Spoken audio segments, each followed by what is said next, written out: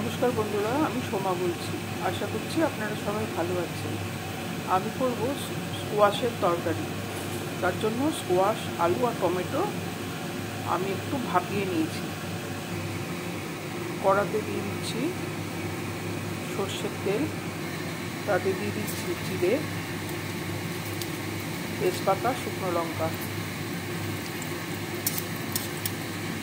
এখানে আমি সোনা মুগ ডাল ধুয়ে রেখেছি, ওটা আমি দিয়ে দিলাম।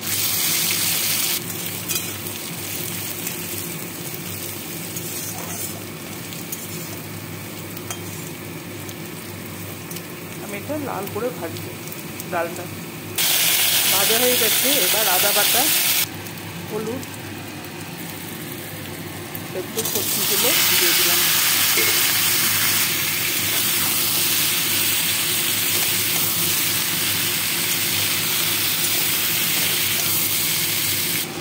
এবার জল দিয়ে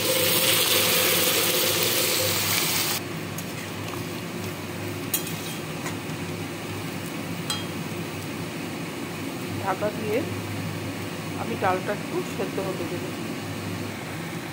দেব নুন, চিনি।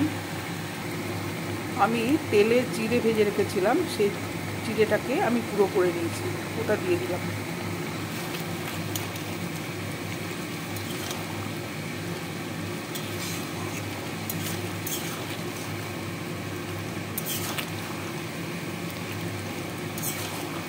মুগের ডাল দিয়ে স্কোয়াশের এরকমভাবে তরকারি, পেঁপের তরকারি করে দেখবেন, খুব ভালো লাগবে।